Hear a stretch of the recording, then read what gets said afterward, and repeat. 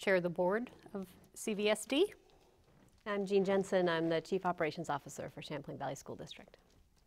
Okay, so they've prepared a presentation on the budget that you guys are free to get into.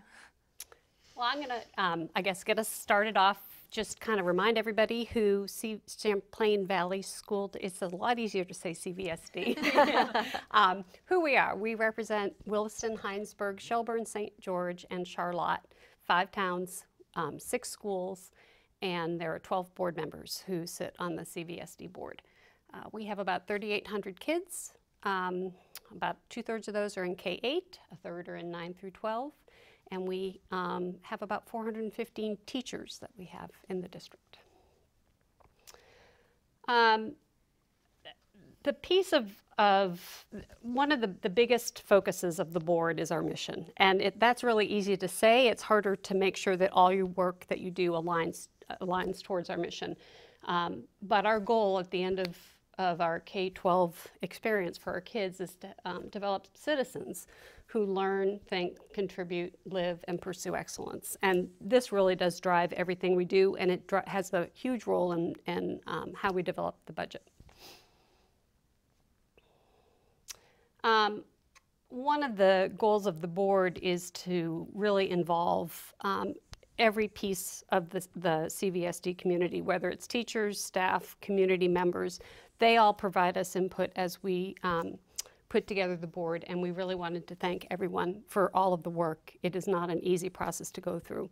And just a special shout out to Rick Detweiler, who was our community budget buddy, who came to all of our budget meetings and really provided some invaluable help as we crafted the budget. So enrollment in our school, Lynne already said that we have about 3,500 students. Pretty much we have stable enrollment. I mean, the slide shows that there's a little bit of a decline, but that's not the whole story. The decline there is in actual numbers when we look at equalized pupils, which is the way that we are funded in Vermont. Our equalized pupil numbers have gone up in the last 2 or 3 years each year. So I think it's also, Elaine, a factor of how we forecast our pupil count for next year fairly conservatively. It's pretty easy to say the first graders are going to become second graders, 5th graders are going to become 6th graders. It gets a little trickier because we also say the 8th graders are going to go to the high school as 9th graders, and we tend to pick up kids at that juncture. There's kids who choose to come to CVU who went to other schools. We also have school choice. And also the kindergarten numbers don't, we have a difficult time forecasting incoming kindergartners. So we're a little conservative on that. It's just a way of we like to budget, to not put ourselves at too much risk in our budgeting process, so we're conservative. So a lot of years we've forecasted to be going down 1% or 2%, and it just ends up being relatively flat. right. And I think the next slide, if you want to move ahead, Jeanne, the next slide shows what that looks like in each town. And one of the real advantages of the merger is that if we have more kids at a particular grade level, there is an opportunity for parents to choose to send their kids to another district. So it's all part of one district. We do have a bit of school choice requests made for a number of different reasons, but so when we look at that whole big number, it doesn't really tell the story about what's happening at each town and actually at each grade level. And we monitor that a lot. As Jeanne said, that's really one of the key parts of the work that we do during the budgeting process, both in terms of, the revenue that we're going to get, but also to determine like class size and that kind of thing. And there are the averages, so I just was talking about class size. So we adhere to the education quality standards, and that says that in K through 2, our class sizes on the average should be under 20, and at 3 through 8 should be under 25.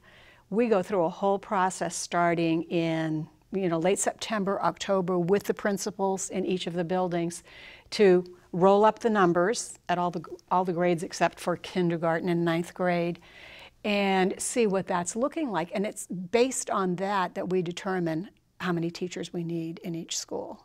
And so we know very early if we're going to be moving things around. So for example, this year, we know that we need an additional 2 teachers in one of our schools. We also know that we have a couple schools that we can reduce a teacher. So. And one thing we didn't have on here is this is really just talking about the K-8s, and of course we have quality standards at the high school, but they get much more complicated to keep track of. And so the quality standards at the high school are more about how many students a teacher is responsible for across the entire, what could be 5, 6, 7, sections, five or six sections. And so we do look at all those numbers. It's just hard to put on a chart. But the board gets that information, and as we go through the regular ed budget, we are well aware of the high school, all of those intricacies. And the implication is the same. So the board says, gee, I think that there are too many over 25 sections in this particular content area. That then results in, we need to add a position there. Right. So it's all connected to, what's the learning opportunity for kids that we want to create, and how many teachers does that take? I'd say, Lynn, I don't know if you'd agree, but I would say that's probably where the board spent most of its energy this time, this year around, was on equitable class sizes, equitable not just between our towns or between our grades, but between math and, at the high school, math and, we added teachers in math and in social studies because of the class sizes were just getting too big. So one of the big benefits of being a consolidated district, this is our second year, that we've been afforded is a relatively stable enrollment. And so it allows us to look at our budget over a 5-year, kind of like project out 5 years where we see where we're going to be.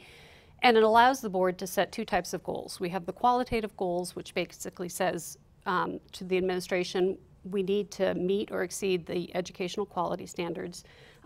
We need to make sure that we're achieving our mission and our vision.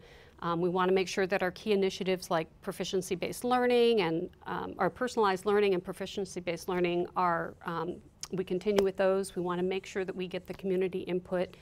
All of those qualitative goals we give to the administration. But being consolidated also allows us to say, we have a quantitative goal, and we don't want you to exceed, this year it was 2.6%, and it's not just a number that we pull out of thin air. It's based on the CPI and the New England Economic Plan, which is more of a educational. And what is the CPI? The Consumer Price Index. So we kind of balance those two, kind of looking at that is what we feel is a good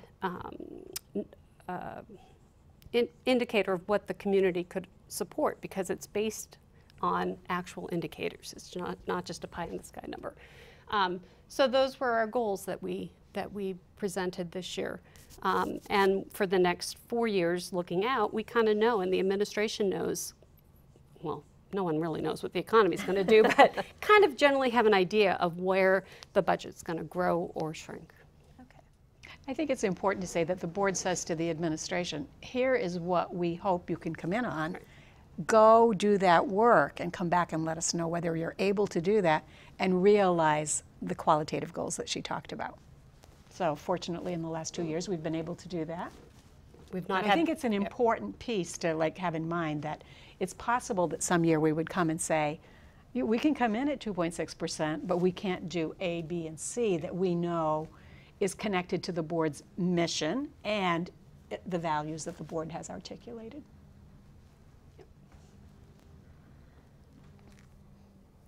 Budget work happens year-round. I'm the one who has to put this slide in there. I think it's really easy for people to imagine that the crunch that happens between November and March, whatever the date is, or for the board, end of January, when on some date certain all the numbers need to get in, is the only time that we talk about this stuff. And in fact, we're always talking about what does year-round budgeting look like? And maybe we're not doing the number crunching, but even before our next year's budget is passed, when I'm meeting with principals, individual principals in my monthly go-around, just this last month, I can't tell you how many times I wrote year-round budgeting, because they're already thinking about beyond next year and their 2-year plans for, okay, well, we have these resources this year, but if we were to. And I think that the board does that too. You know, we'll have a full day work day at the end of May that the board will say, here are our goals. Are these still our goals? Do we need to tweak one? Do we need to, you know, change it, whatever? That becomes my work plan. And then that plays into like all the work that I do with the principals. So I think it's important for the public to realize that it's not like we seclude ourselves for a couple months, do all of this number crunching and say, please give us this money. And then after that, we tuck that away and we go along our merry business. It really is all connected. And so when you're doing that planning, you're planning for more than just 1 year out a lot of the time yeah. you're going. Yeah, sometimes they're way, way out. We don't know if we'll get there, and it could be we're going to take like a different path once we get like halfway down the road or even sooner. But yeah, I think people are always imagining what could be. And I think it allows for a more thoughtful solution to a question. So the board could be in a meeting at the end of November and say, I heard about this great program at another school, how come we're not doing it? We should do it. And instead of just saying, okay, well, give me 24 hours to go find some numbers to add to the budget, you know, we have thoughtful time to say, that's an intriguing idea. We haven't given that enough thought. Let's put that on the agenda for the spring to have a really thoughtful discussion about it and see what the plan would look like. And then we'll include it in the next year's budget. You know, and if it's something that's obviously a great idea or something that we think is really important, then sometimes we'll get a little ahead of it and we'll say, let's put a placeholder in the budget and do the work to refine it in the spring. But it allows for less reactive and more proactive planning. And from the board sense, it allows the administration to bring us the data that proves or disproves why or why not these changes need to be made, as opposed to just a reaction, oh, that sounds like a great idea. Into the numbers. Such a simple slide, and it really It represents so much work. I mean, we started the budget in October, but again, it's year-round budgeting. But this is a budget that represents a lot of work and meets all of our goals. Not only does it meet our goals, it meets, it exceeds the kind of standards that the tax commissioner put out in his letter in December. So our overall budget is up 2.7%. It was predicted in December that statewide the school budgets would increase by over 3.3%. So we're coming in below that. And then the big piece, the piece that drives the tax rate in our towns, is the cost per equalized pupil, which is a 2% increase over last year, which is well below the 4.1% that the tax commissioner asked us to come in at. So not only are we presenting a budget that meets our qualitative and quantitative goals, we're exceeding the recommendations put out by the tax commissioner, and I think supports a really strong education. I think it's my turn, so we get the pages. Far more numbers on the next couple of slides. So some of the major, so it's a $2 million increase. About 1.4 of that, or 1.3, 1.4 is in salary and benefits. We do have contractual obligations with our over 1,000 employees. We have 415 teachers. We have over 1,000 employees. So that's the biggest driver of that. We have some increases in the special needs kids. We always want to make sure that we're treating those kids with what they need to succeed, and that that can change year to year depending on the population that comes to us. But our special ed budget, at least for one more year, is built bottoms up. Our special ed directors get together and do a thorough job of really figuring out what our kids in our system are going to need, and that's what we put into the budget. So this year that's up a bit. Operations and maintenance, that's the care of all of our 6 buildings, and fuel costs, and then everything else is about $300,000.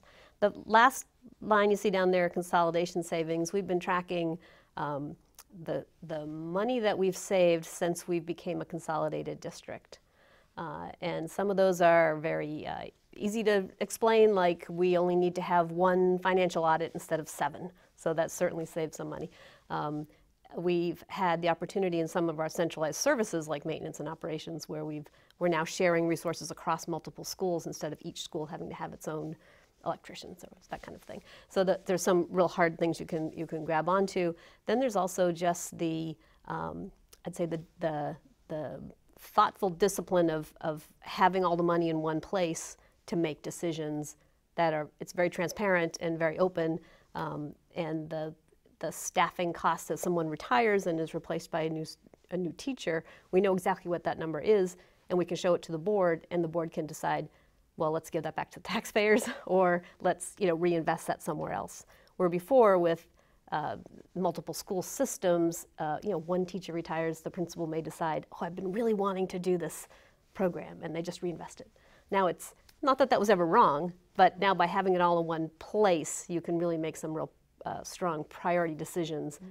That's a really good idea, but this other 3 things are in line ahead of it, right. Or this is the right time to take that savings. Or for example, in the last 2 years, last year and in the current budget, we have a position held out anticipating that our kindergarten numbers might be higher in one school or another, because we really don't know what those numbers are.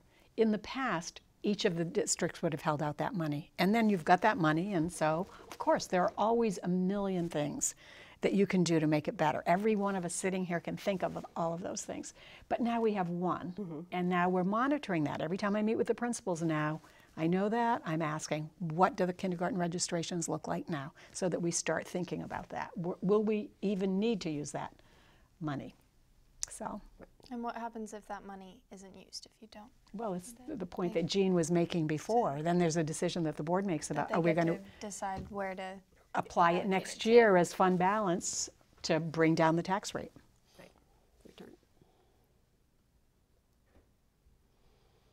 So this is a little complicated. This is sort of the explanation of how we get between all of our numbers to a tax rate. You can see the top line there is the budget number you've just seen. The way the state funding formula works, that would be the $78 million is what we are actually intending to spend. Then we subtract local revenues, and a part of that are state revenues that come to us, such as special ed reimbursements, so it's $12 million. You subtract that, and it's what they call net ed spending. Lynne was talking about our equalized pupil count. You saw on the other slide that we had 3,815 students. It magically turns into 4143 when you do the equalized pupil count. That is a state calculation that's given to us. And it essentially, the equalized pupil count, essentially what it does is it accounts for children in poverty or children who are English language learners, and it's a way of making sure that communities that have students with those kind of needs have the resources they need to address those needs. So the number magically changes, and then you take your net ed spending by that, divided by that number, and that's how you get to the 16,071. Then there's a state yield number that comes out of from the tax commissioner in December, and it's essentially at a very simplistic view. And I think all 3 of us have tried to untangle this, but the easiest way to explain it is the tax commissioner is estimating, because this is an estimate, what if the tax rate, property tax rate, was $1, how much could you afford to spend on each student in the state? And that's the 1066. Our number at 16,000 is 151% of that yield, which makes our tax rate $1.51. There are a lot of things that go into funding education in the state. Sales tax, people pay on income tax, second home rates are different, and then homestead property right. It's a very complicated system, but simplistically, the one that we tend to zero in on is this homestead property tax rate, which is what, if you owned a house, the rate that you'll pay. So we start with the $1.51 because when we consolidated, the state was offering they hate it when you call it an incentive. It's a transition tax, a transition benefit, but essentially it's an incentive. It started we had a 10 cents off the tax rate the first year, 8 cents this year. Next year it'll be 6 cents. So that means we get to subtract 6 cents from the tax rate, so we're at $1.45 tax rate, which is actually down a penny year to year. And it seems kind of backwards, because actually the yield, the tax rates won't be finalized until after all of the budgets are approved, because the legislature needs to know how much it needs to raise in taxes to fund all of the budgets, which you don't know until the budgets are passed. So this is this is the way it's always been. This is our best guess at what your taxes will be based on the information that we have right now. Right. We've sort of made a habit of making sure we stick to the tax commissioner's letter, trying to, rather than trying to assume we know Invent better. it ourselves, right? Yeah. I would just point out on that slide that that spending per equalized pupil is pretty much right at the middle in the state, right? It's very close. Yeah, it's very close. So I said pre-CLA, that's common level of appraisal. That's the state's calculation it does in order to make sure that that the property, a statewide property tax is fair between the towns, and that we're all assessing our properties at a fair market value. So there's a different, that's different by every town, and that's a little complicated for our towns because we would all love if we could just go to all of our taxpayers and say it's $1.45. But because towns still appraise at different times in different ways, the state looks at each town separately and compares how close are your appraised values to your market values. They come up with a calculation, and that changes, and now you see that everybody's got a slightly different tax rate. I just want to point out that the tax rates are very small. Here's the column there on the end, the change for a $100,000 house. So you can see, it's $3 in one of our towns, so essentially flat. Williston's got the biggest increase, and the town of Williston has told me that they are challenging their CLA adjustment with the state. So they're hoping that number will come down. Okay. It's the state has to look at a lot of property sales, and some towns like Williston that have a lot of commercial properties, you could have a big sale that's just an outlier and it throws all the numbers off. But the state has been in the past very responsive to our towns who have opted to challenge that number. So hopefully their number will come down a little bit, and then we can say across the board that almost everybody is essentially the same tax rate across the board. So these are do you want to take these? Do you want me to do them? These are essentially these charts, the overly complicated warnings that will be actually on the ballot.